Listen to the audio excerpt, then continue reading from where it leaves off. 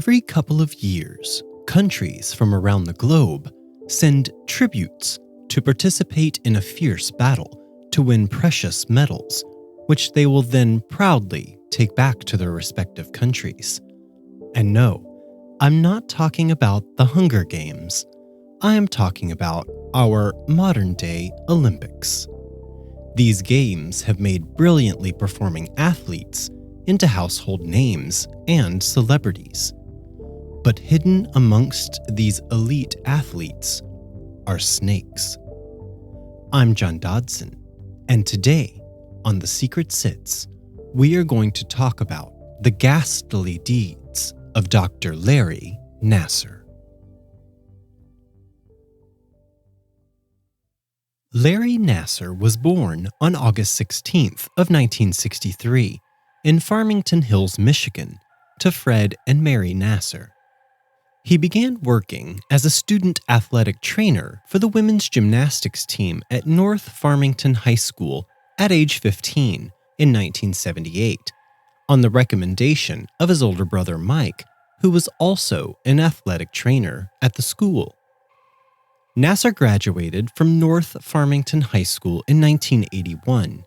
He studied kinesiology at the University of Michigan, where he earned his undergraduate degree in 1985.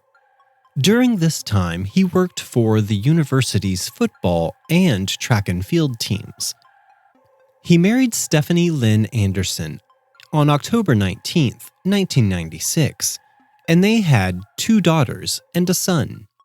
The couple separated after he was arrested on suspicion of sex crimes, with Stephanie Nassar being granted a divorce in July of 2017 and gaining full custody of their 3 children. Nassar lived in Holt, Michigan at the time of his December 2016 arrest. Nassar began working as an athletic trainer for the USA Gymnastics national team in 1986. In 1993, he graduated from the Michigan State University College of Osteopathic Medicine as a doctor of osteopathic medicine.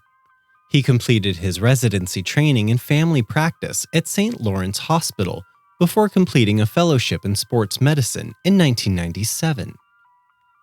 He began working as an assistant professor at MSU's Department of Family and Community Medicine in the College of Human Medicine in 1997, where he earned approximately $100,000 per year.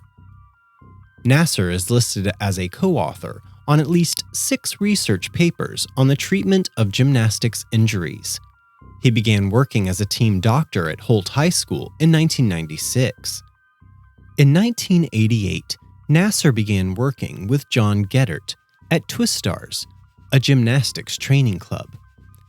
Geddert was another snake. He was charged with 24 crimes on February 25, 2021, including forms of human trafficking. Hours after being charged with sexual assault, Geddert committed suicide. While some gymnasts have said they complained in the 1990s about Nassar's behavior, it was not until 2015 that USA Gymnastics took action against him. The organization cut ties with Nassar after learning of athlete concerns. In September 2016, the Indianapolis Star reported that Rachael Denhollander and another former gymnast had accused Nassar of sexual abuse. He was fired by Michigan State on September 20th, after having been reassigned from clinical and teaching duties a month earlier. Denhollander filed a criminal complaint against Nassar with Michigan State University Police, alleging the doctor sexually assaulted her when she received treatment for lower back pain as a 15-year-old club-level gymnast in 2000. University officials confirmed that police did conduct a criminal investigation. She said that Nassar gradually became more abusive over 5 treatments, massaging her genitals, penetrating her vagina and anus with his fingers and thumb, and unhooking her bra and massaging her breasts.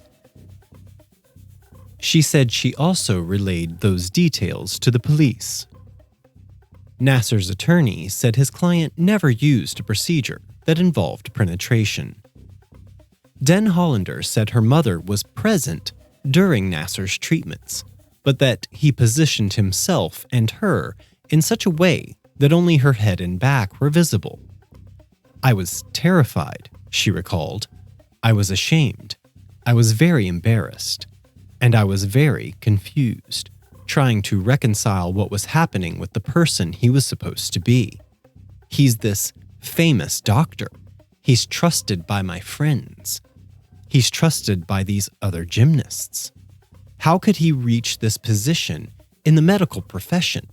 How could he reach this kind of prominence and stature if this is who he is?" She said she figured the problem must be with her. Part of that, I know now, is a very common response the victims have, Denhollander said.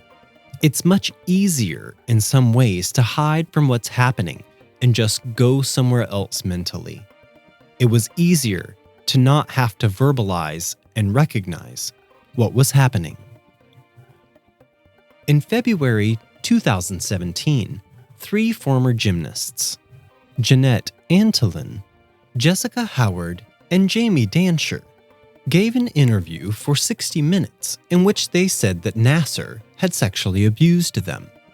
They also alleged that the emotionally abusive environment at the national team training camps run by Bella and Marta Karolyi at the Karolyi Ranch near Huntsville, Texas, gave Nassar an opportunity to take advantage of the gymnasts and made them afraid to speak up about the abuse. So let's talk a little bit about Bella and Marta Karolyi. Bella was a skilled athlete and a national junior boxing champion. Bella Karolyi was born in Hungary on September 13, 1942. He pursued the study of gymnastics at the Romania College of Physical Education. During his college senior year, he was assigned to coach the women's gymnastics team, where he first met his future wife, Marta Eros. After their marriage, in 1963, the couple moved to a small town and together launched a gymnastics class at a local elementary school. They rose through fame as the government invited them to create a national school for gymnastics. In the late 1960s, Bella Karolyi started coaching the 6-year-old Nadia Comaneci. Comaneci is a 5-time Olympic gold medalist, all in individual events. In 1976, at the age of 14, Comaneci was the first gymnast to ever be awarded a perfect score of 10 at the Olympic Games. Bella debuted as an international coach in 1974, 2 years before the Montreal Olympics. Following his 1976 success through Comaneci, Karolyi was named head coach for the Romanian gymnastics team at the 1980 Olympics. However, he soon earned the displeasure of the Romanian officials for protesting the scores at multiple international events. As the relations soured, the Karolyis defected to the United States of America and settled in Oklahoma and later Houston. Bella Karolyi was soon invited to coach U.S. gymnasts who had the potential to earn medals at the Olympics. He served as the individual coach of Mary Lou Retton and Julianne McNamara in 1984 and reportedly underwent a lot of struggles since he did not have an official position. From there, he went on to earn vast praise by coaching esteemed gymnasts like Betty Okino, Kim Zmeskal, Kristie Philips, and Kerri Strug. In the past few years, many of these athletes have come forward to criticize his training methods, publicly stating that Karolyi was verbally and psychologically abusive toward them during the exercise regimes. His constant shaming and negative remarks about body types and weight resulted in the young athletes developing eating disorders. The abuse was not only limited to food. Olympians Chelle Stack, Dominique Moceanu, and Kristie Philips have alleged that they were forced to continue training even with broken bones. One novelist stated the following claims pertaining to Bella. Starving the gymnasts was a regular practice by the Karolis. The girls ate toothpaste at night before going to bed. This is how hungry they were. In some cases, they talked about drinking water from the toilet tank in secret, because they were often not allowed to even drink water. The book further reveals some ended up suffering from bulimia. They became experts in stealing food, which they hid in places they thought no one would discover, like the hem of their curtains. The writer added that Karoli often ate heavy meals of steak and french fries in front of the girls who were being underfed. Even Nadia Comaneci has alleged that Bella Karoli slapped and starved her for up to 3 days at a time, according to the Daily Mail. He and his wife were also under fire for turning a blind eye to the alleged sexual abuse by Dr. Larry Nassar. Meanwhile, Karoli never explicitly denied the allegations against him. Rather, he even tried to justify them. By nature, I am never satisfied. It's never enough, never. My gymnasts are the best prepared in the world, and they win. That's all that counts. Bella is quoted as saying.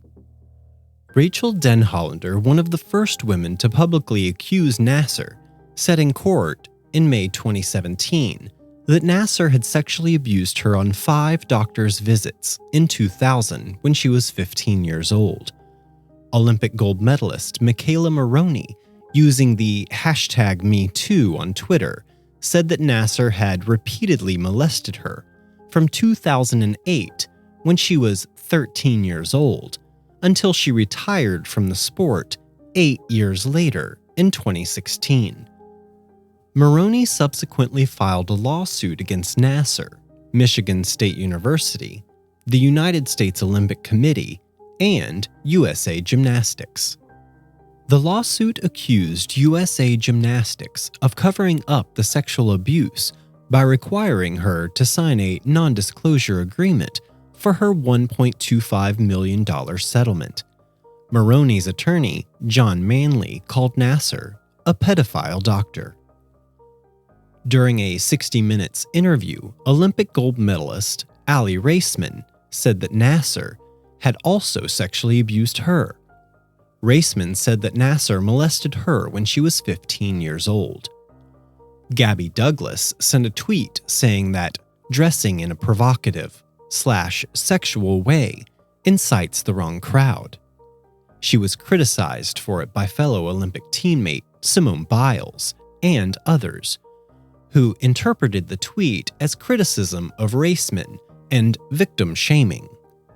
Douglas later apologized for the tweet, stating, "I didn't correctly word my reply, and I am deeply sorry for coming off like I don't stand alongside my teammates.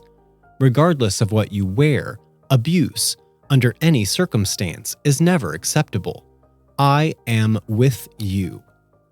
Douglas later stated that she too was a victim of Nassar's abuse. Former national team member Maggie Nichols also said that Nassar abused her. He connected with her on Facebook and complimented her appearance on several occasions. "I was only 15 and I just thought he was trying to be nice to me, and did not realize this behavior was part of his grooming process." According to court filings and interviews, Nichols and her coach Sarah Jancy reported Nassar to the USA Gymnastics officials on June 17, 2015, after the coach overheard Nichols and another gymnast talking about Nassar's behavior. Simone Biles came forward shortly afterwards with an account that she too had been sexually abused by Nassar.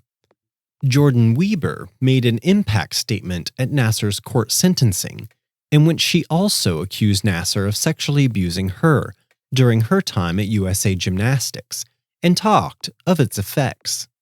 Weber stated, I thought that training for the Olympics would be the hardest thing I would ever have to do. But the hardest thing I've ever had to do is process that I'm a victim of Larry Nassar. He did it time after time, appointment after appointment, Weber said. I had no idea that he was sexually abusing me for his benefit. Weber held back tears as she described the discomfort she and her teammates, Aly Raisman and McKayla Maroney, shared regarding their treatments. She said she accepted the need for treatments in order to keep competing. She said when the Olympics teams' bodies were all hanging by a thread in London, officials sent Nassar to help, the doctor who was an abuser. Nobody was protecting us from being taken advantage of, Weber said.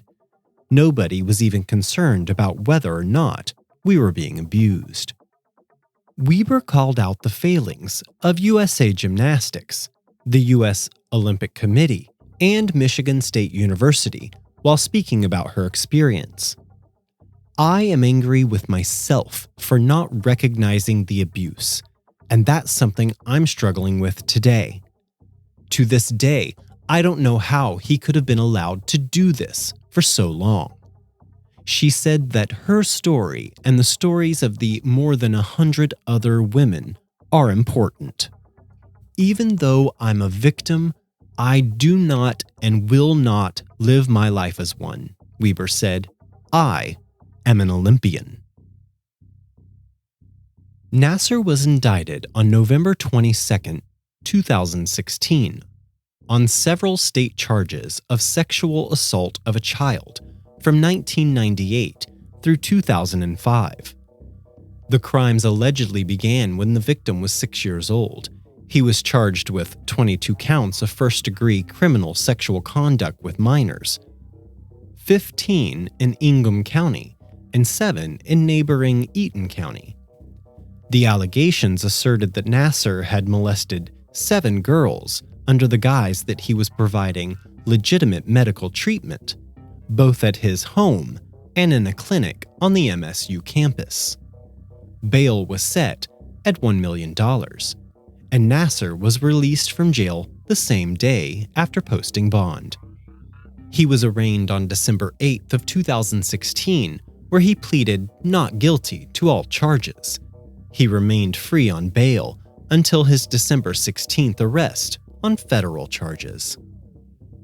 Nassar was arrested on December 16, 2016, after the FBI found more than 37,000 images of child pornography and a video of Nassar allegedly molesting underage girls. He was denied bail and was ordered to remain in federal prison. On April 6 of 2017, his medical license was revoked for 3 years. Nassar pleaded guilty on July 11th to receiving child pornography in 2004, possession of pornographic images of children dating from 2004 to 2016, and tampering with evidence by destroying and concealing the images. Judge Janet T. Neff sentenced Nassar to 60 years in federal prison on December 7th of 2017. Nassar pleaded guilty in Ingham County Circuit Court on November 22, 2017, to 7 counts of first-degree criminal sexual conduct with minors under the age of 16. He admitted to molesting 7 girls, 3 of whom were under the age of 13. He pleaded guilty to an additional 3 counts of first-degree criminal sexual conduct in Eaton County on November 29th. As of January 18, 2018, 135 women had accused Nassar of sexual assault while he worked for USA Gymnastics and Michigan State University. During the following week, the number rose to 150. In a lawsuit that was filed in April of 2017, a woman claimed that Nassar had sexually assaulted her while he was still in medical school in 1992.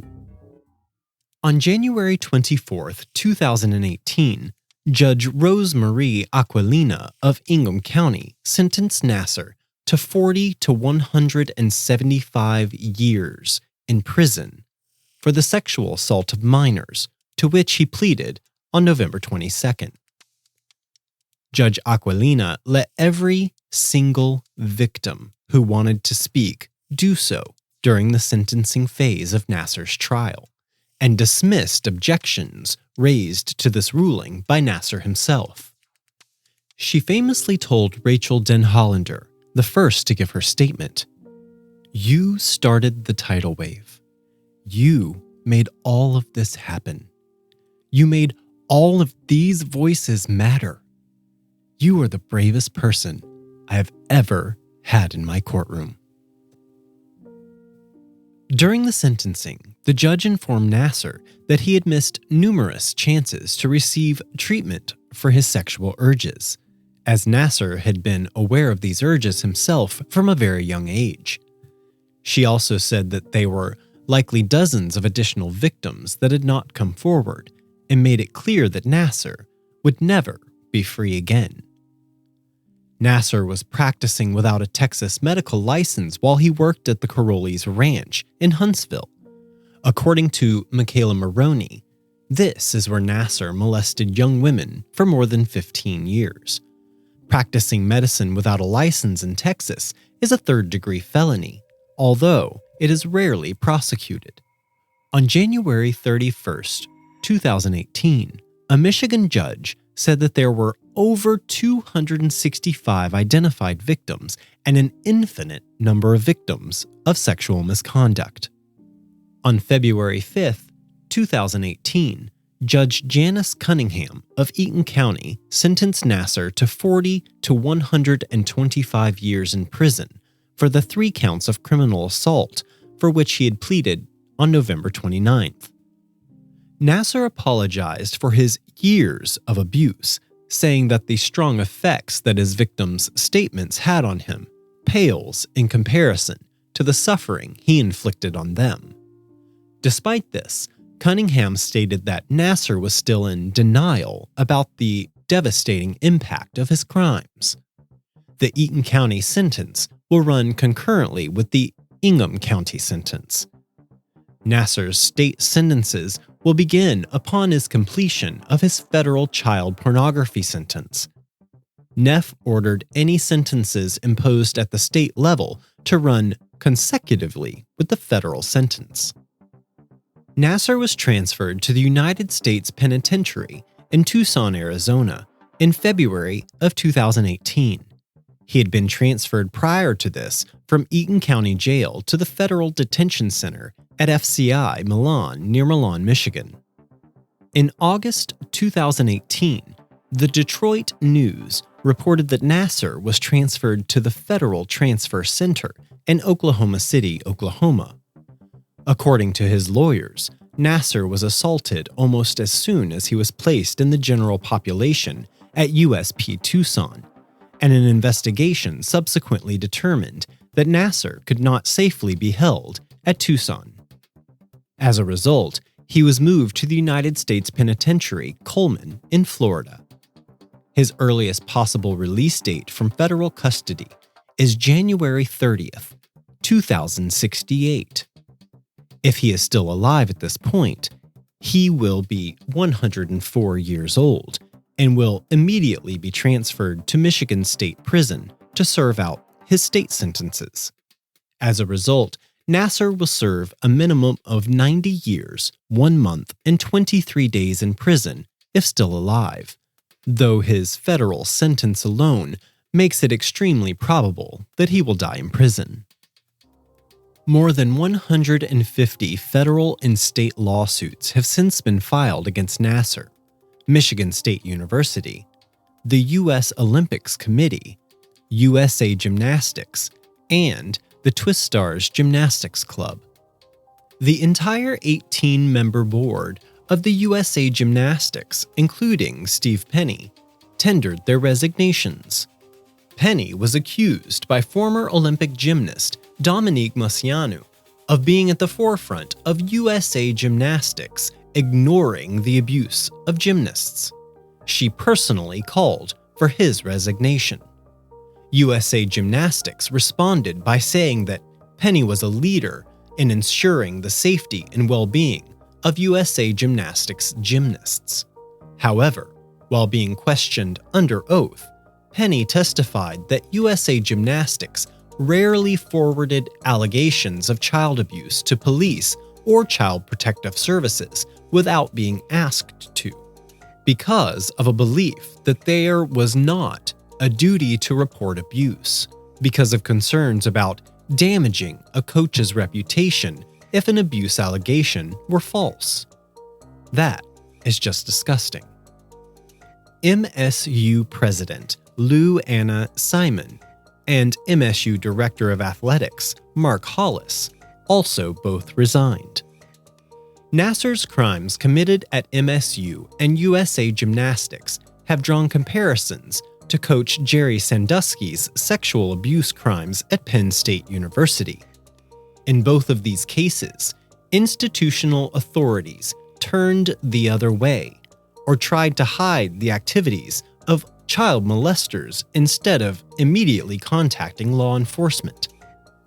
Michigan Attorney General Bill Schuette promised a full investigation into how Nassar was able to abuse young women for decades while working at the state's university. MSU agreed to pay $500 million to 332 victims of Nassar, settling lawsuits filed by all of the victims.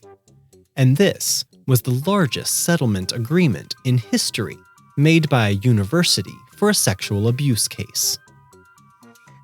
More than 140 survivors of Nassar's abuse appeared on stage together at the Microsoft Theater in Los Angeles, California, on July 18, 2018, to receive the Arthur Ashe Award for Courage at the 2018 ESPY Awards ceremony. Gymnast Sarah Klein and Aly Raisman and softball player Tiffany Thomas Lopez accepted on the survivors' behalf and served as spokeswomen. It is such a privilege to stand up here with my sister survivors as we represent hundreds more who are not with us tonight, Klein said. Make no mistake, we are here on this stage to present an image for the world to see, a portrait of survival, a new vision of courage.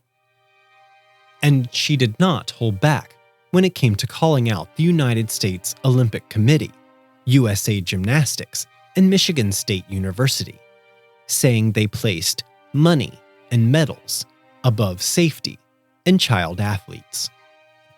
Raisman echoed that sentiment in her speech as she listed the many years, beginning in 1997, that someone spoke up about Nassar's abuse and was not believed, in favor of money, medals, and reputation. She called attention to the inaction of so many over 30 years of Nassar's crimes. The ripple effect of our actions or inactions can be enormous, spanning generations, she said. Perhaps the greatest tragedy of this nightmare is that it could have been avoided. All we needed was one adult to have the integrity to stand between us and Larry Nassar. If just one adult had listened, believed, and acted, the people standing before you on this stage would have never met him. To all the survivors out there, don't let anyone rewrite your story. Your truth does matter. You matter, and you are not alone. Klein identified herself as Nassar's first victim 30 years before. They credited lead detective Andrea Munford of the Michigan State Police, former Assistant Attorney General Angela Povilaitis, and Judge Rosemarie Aquilina of the 30th Circuit Court of Ingham County, Michigan, for their work. Aquilina also attended the ceremony, and singer Connie Lim performed her song Quiet, written from her own experience of sexual abuse. In late July 2018, it was reported that Nassar was seeking a new sentencing hearing due to concerns of perceived bias by Judge Aquilina, but his request was later denied by Eaton County Judge Janice Cunningham. The 2020 Netflix documentary, Athlete A, is based on Nassar's scandal and crimes. I love to watch gymnastics, especially during the Olympics. I feel so much pride for those I know who have worked excruciatingly hard and dedicated their life to such a fleeting career. And I felt I needed to tell this story. A story about what can happen in sports when things go terribly wrong. We have to hear it. We have to bear witness to it to make sure that it never happens again. Abuse, silence, victory.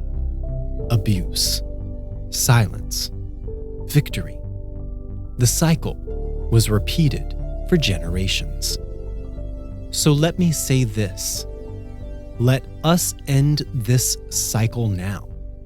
Nothing in this world is worth letting your loved ones be abused by a monster like Larry Nassar. I'm John Dodson, and this has been The Secret Sits. Audio engineering by Gabriel Dodson. Original artwork provided by Tony Lay.